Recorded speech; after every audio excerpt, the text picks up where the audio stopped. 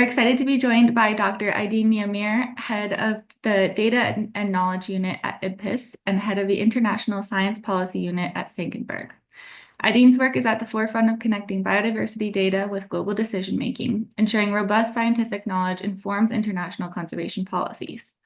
His leadership within IPBES provides critical insights into the mechanisms that guide global biodiversity governance, making his perspective really an invaluable contribution, also as an important advisor to the GEO BON initiative, and kind of guiding us as we're exploring how our community can effectively engage with these processes. So Aidin, if you're ready, go ahead and take it away.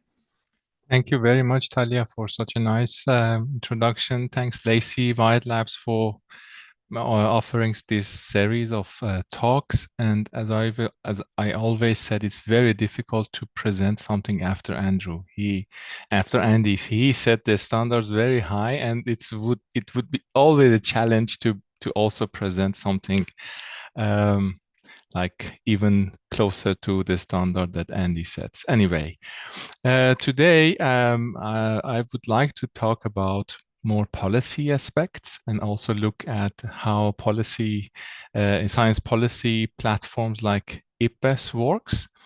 But before that, I would like to just ask you all to imagine 1 second what happens in these rooms. They play totally different rules. This is just a sample of a picture that I found on internet. This is not IPBES. I think it would be one of the general assemblies or so. So the rules in this room, when we say negotiations, are totally different than the way that we scientists communicate, talk, negotiate. We listen to each other. We try to look at the proofs, etc. And if you consider every single of these seats a country, a member, maybe a scientific community will be somewhere at the end, somewhere here. I don't know whether you can see my mouse. At the very end, somewhere sitting and not even allowed to talk unless a party or a member offer or second the floor. So this is what, when we say negotiations, when we say science policy, at the end, the decision making is happening in a very, I would say, fast, but in the meantime, very slow process. So opportunities comes, and then if we don't get it, it will be postponed in a very, very different way. So, for example, if we want to propose something to a plenary, there should be a preparation, either a draft of decision, a preparations, then at least a few months for the secretariat to prepare on any of these platforms. Then in the next plenary, they decide whether to consider it in another plenary. So we are already losing at least 1 or 2 years for a decision to be, or a topic to be approved or decision to be made. So I think, as Andy wrapped up at the end, scientific voices, science and this community, they need to streamline their voices. And these are the tools that would be very, very important to make sure that we as a scientist also have our voice there and be heard, and also have an impact on the process of decision making and policy setting. Okay. With that, now I'm coming back to IPBES. In our last presentation, in the last session of this series, we had Gillian from CBD and also Dagmar from CMS. CBD stands for Convention of Biological Diversity, and CMS stands for Convention of Migratory Species. And by the way, when you register, you add the questions on the registration. That was very, very helpful to adjust the presentation. So now I'm just few hours before this session, I decided to cut and trim several slides and add more. So I hope that I now adjusted to most of the questions that has been posted during registration. Those are conventions, and conventions are those kind of international agreements or treaties that the member states at the end sit together and then they sign, or they kind of agree, and then the membership to that conventions are most of the time being rectified by a body, a legal body within that territory or country. So in these conventions, policymakers, country representative will sit and they decide on the topics. But then in platforms like IPBES, and IPBES stands for Intergovernmental, it's very clear that we have several governments and territories involved. It's a science policy platform, so means that the intention is to bridge the gaps and also make a dialogue between these two communities. It's a platform, not a convention, and by platform means that there are different kind of desired objectives and functions are assigned to this platform. In the climate world, we have IPCC, and that's an intergovernmental panel. This one is intergovernmental platform. So the function of IPBES goes beyond just producing, let's say, assessment on a periodical basis. They also mandated for other objectives, which I come to that in a few minutes. So in IPBES, we have an intergovernmental science policy platform on biodiversity and ecosystem services. Then as in one of also Andy's presentation, you see it says science for people and nature. So the focus is on people and nature. And the view in IPBES is that nature and people are in one body. So sometimes even people are part of nature. It's not like a distinct component for people. It's an independent intergovernmental body. It's not affiliated or being supported by any non-governmental organization or institutions to maintain its independency. It's very new. It's very young. It's 2012 compared to IPCC, which goes back to 88, 89. At the moment, we have almost 150 member states. To be exact, I think 149.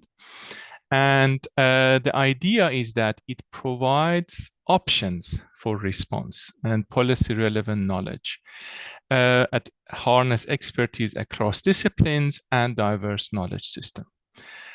So what will happen in practice?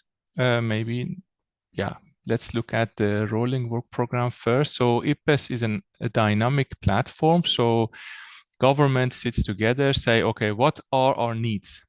Basically, the request comes from governments. They said, we would like to know more on how to handle invasive alien species, on how to control them. We would like to know, for example, how we can better, for example, deal with pollinators or sustainable use of wildlife.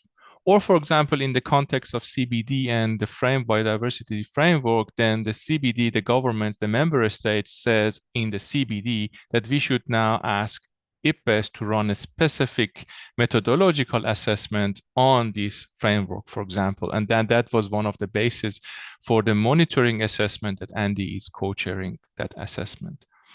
In rolling program of IPBES, and the reason that we call rolling program because it's not repetitive. Every single assessment is unique, is a unique assessment of its own kind. And at IPBES, there is absolutely, there is no assessment that being repeated. It's all new assessments that has been requested by governments. The rolling program of IPBES up to 2030 has a very wide overall objective, and that is to strengthen policy interface for biodiversity ecosystem services, for the conservation and sustainable use of biodiversity, long-term human well-being, and you see that human people now come to the picture, and sustainable development. IPBES has several objectives. The most known objective is assessing knowledge. So all of these IPBES assessments, all the reports that has been produced, global assessments, regional assessments, monitoring assessment, these are the outcome of objective 1.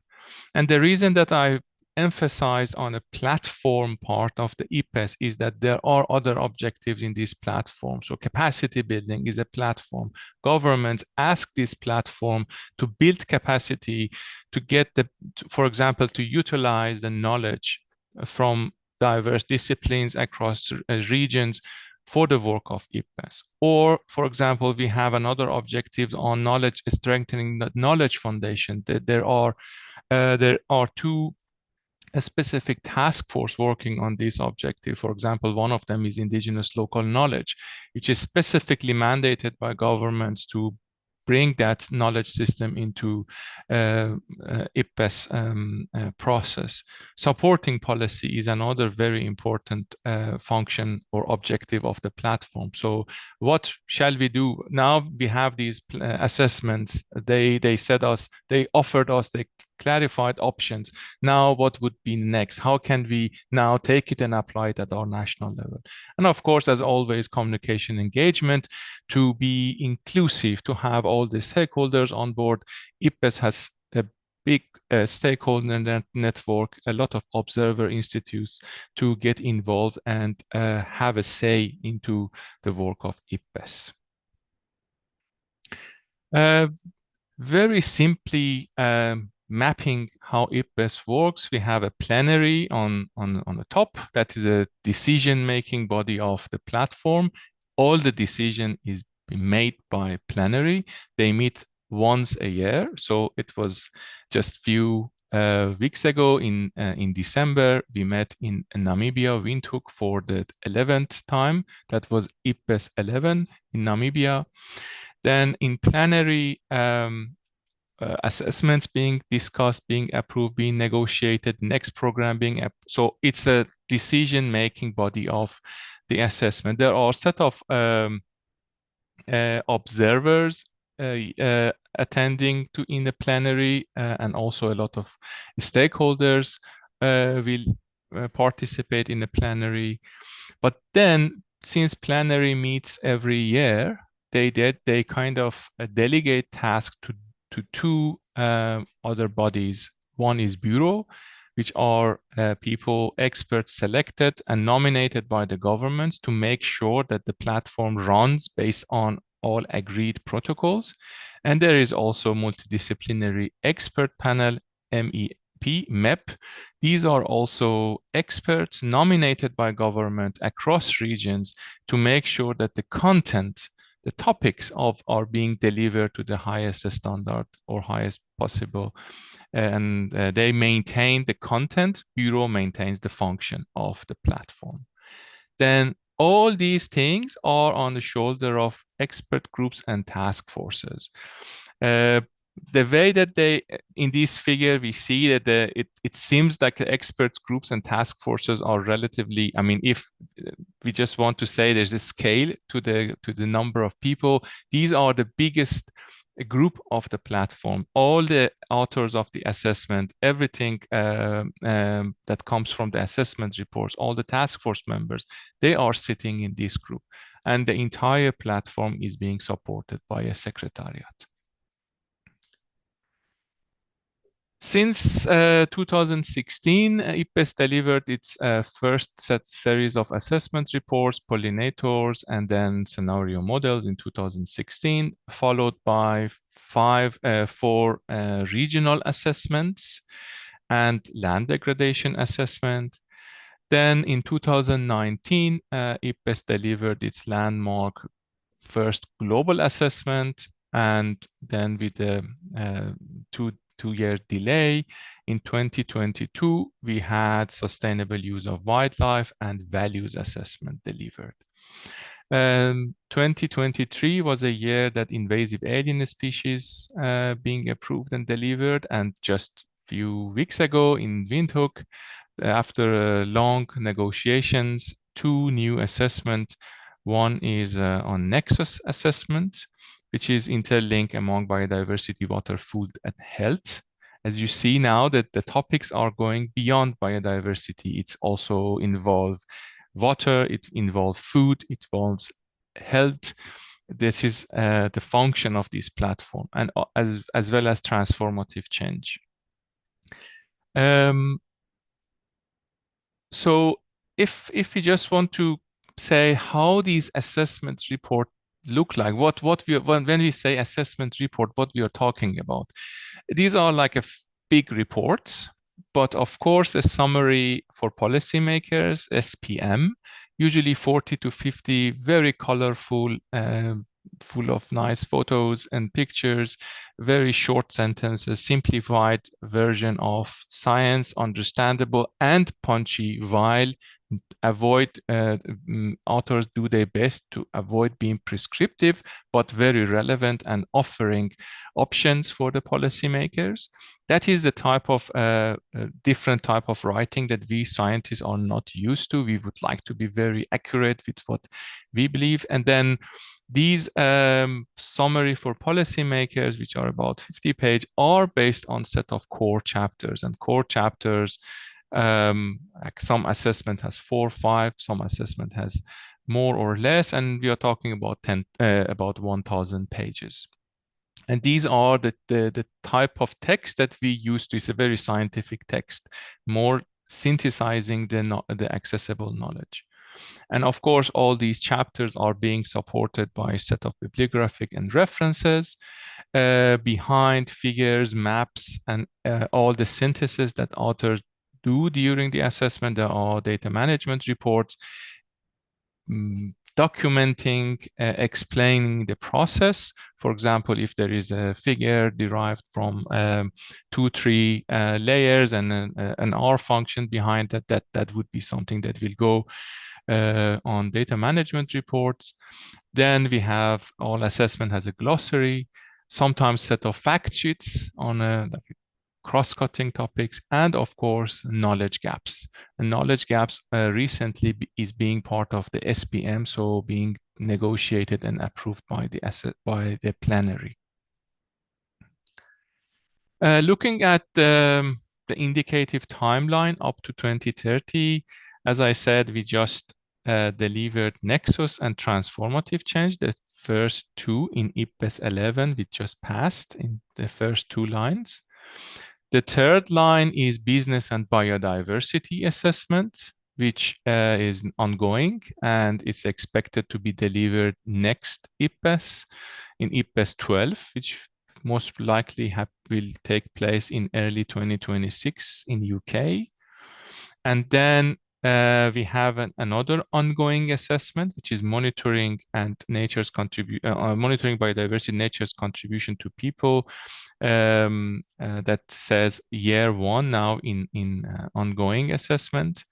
This is the one that Andy co-chairs. Then we have second global assessment that is planned to start this year, and also spatial planning and ecological connectivity, which also very relevant to this topic of Move BON, which will start in the coming months. So these are the planned and ongoing assessment. There is one free slot for IPBES to adopt in one new assessment and deliver it by 2030. Still at the negotiations, and we don't know what would be the topic. It could be anything from pollutions to energy, etc. So we should wait and see what would be the outcome of IPBES 12.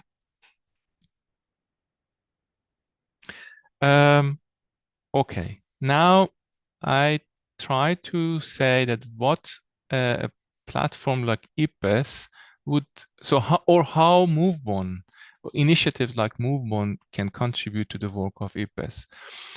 Reflecting back to the plenary picture that I presented at the beginning of my slide, I think from that perspective, one of the biggest achievement of MoveBon is potentially to establish a scientific community for consensus building.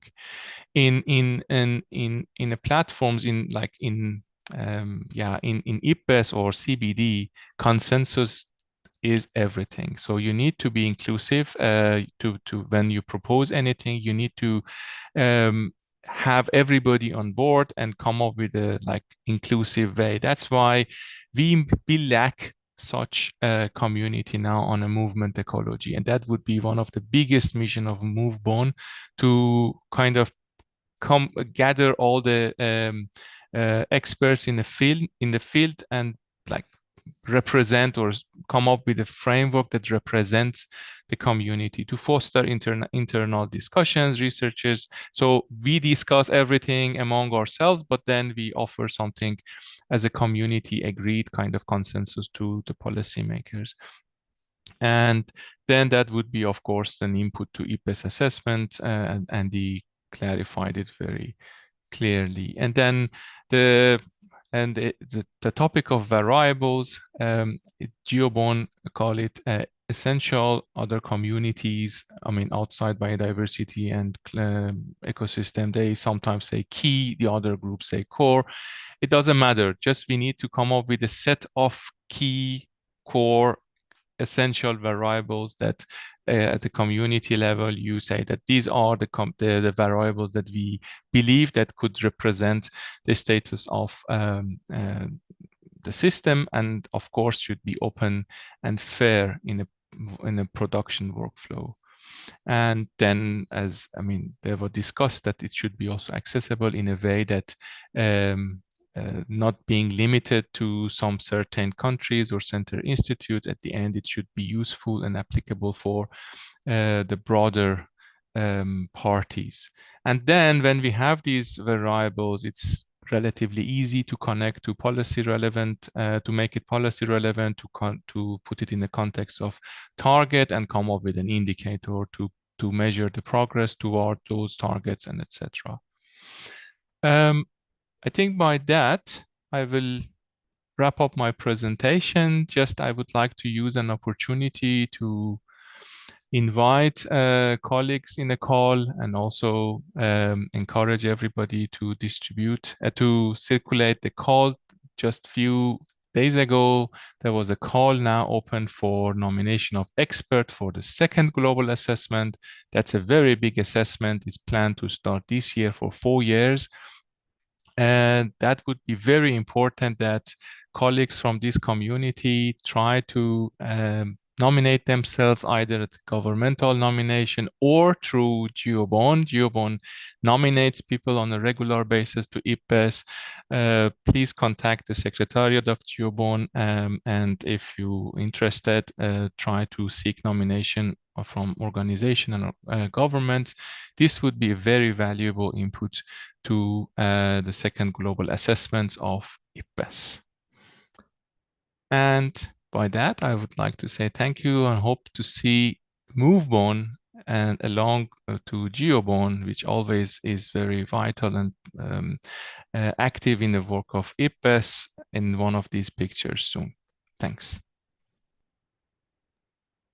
Wonderful. Thank you so much, Aidin. That was super helpful. We'll have a couple of questions, I think, from the chat and from our side, just specifically following up on this talk, and then we'll invite Andy to come back for a full discussion with us. So to kick us off, I know with Andy's questions, we got pretty specifically into the movement space, which I think is really helpful. And it's definitely a focus of this series, but I want to remember we also have a broader community of technologists and innovators and scientists who are engaging through Wild Labs and other outlets. So I'm just curious, Aidin, if you can reflect a little bit on the role of the conservation technology space in IPBES work and assessments, and how this kind of rapidly evolving landscape is affecting this science to policy translation, and what IPBES can do with the data that's being produced and supported by all these different technologies. Yeah, I'm catching up with the text, and sorry, I didn't get your question clearly, but if I understand the question correctly, the general response to that would be that in IPBES there is no new kind of new research, or IPBES does not run research. It's just synthesizing the current available knowledge. Therefore, I think in this specific question that deals with the technology, I'm not pretty sure how can I link it to IPBES. Maybe Andy, you know that better, but for example, in methodological assessment, that it's going to deliver, for example, methods behind the monitoring, that that component will be part of the assessment, but comes from the available peer-reviewed publications through the assessment reports.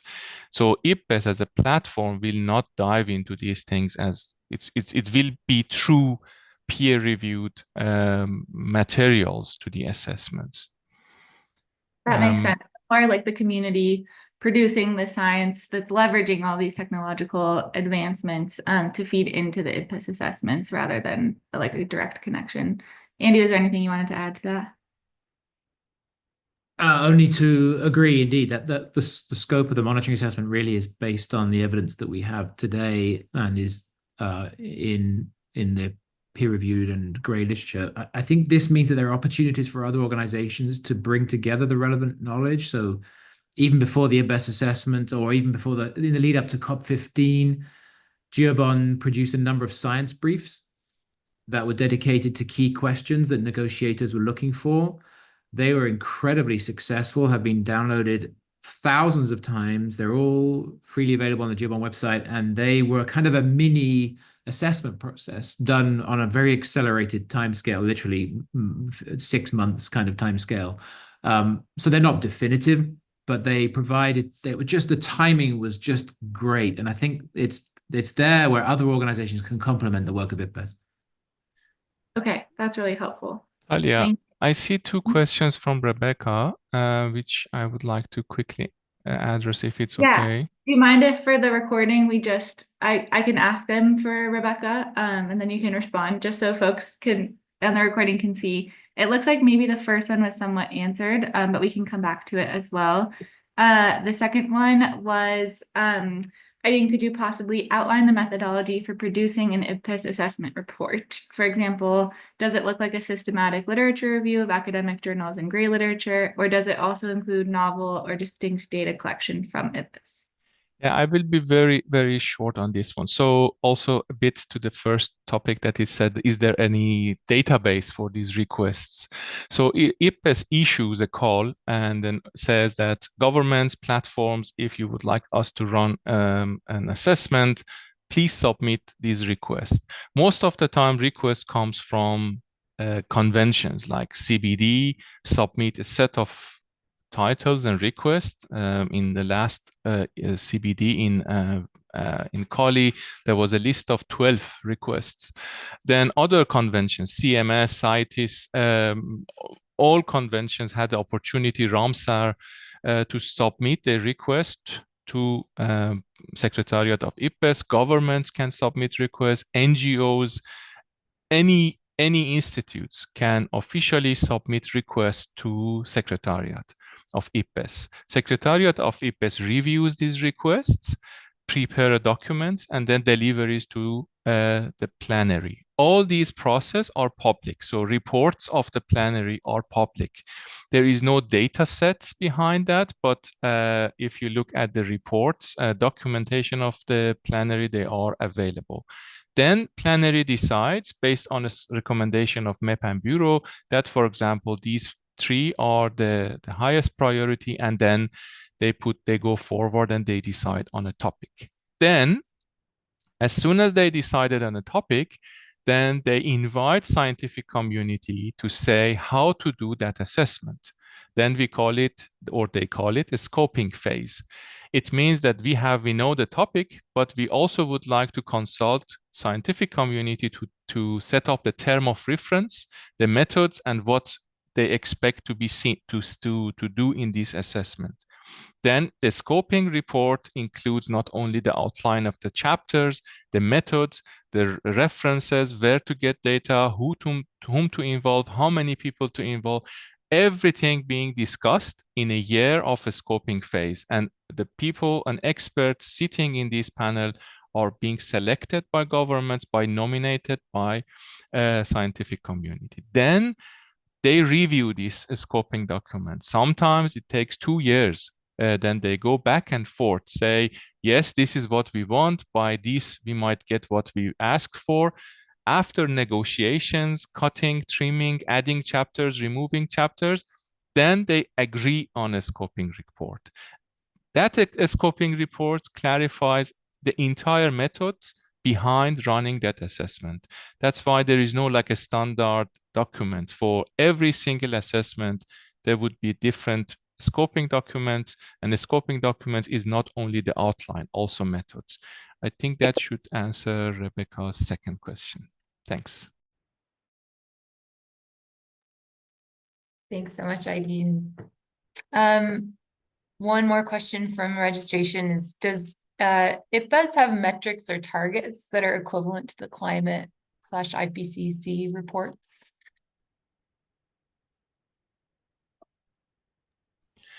I'm not sure what if I understand the metrics, but in IPCC there are like assessment cycles. Now we just started 7th assessment cycle or assessment report, and there are working groups that work on that assessment reports plus spatial reports based on the request of the plenary. In IPBES, as I said, every single assessment is unique, so we cannot compare, or it's not possible, and it's not even fair to compare, for example, invasive alien species assessment with transformative change assessment. It's comparing apple and watermelon. It's totally different because the team, the experts, the expertise, even the narration, the tone, the request, all are unique. That's why it would be a bit difficult to compare these two, but plenary specifically requested now for a measure and metrics to measure the effectiveness of these assessments. And this is very, very tough task for us at the Secretariat to come up with a KPI, key performance indicator, to measure, okay, all these things that we do, the entire platform does, how effective they are. Maybe this would be something that is relevant to the question, but these are under the negotiation as has not been published yet. Mm-hmm. Yeah, I think that's extremely relevant. Thank you. Wonderful. Thank you so much, Aidin. We're going to wrap up this specific session here and move on to the broader discussion, but just a huge thank you again for your talk and for responding to these questions.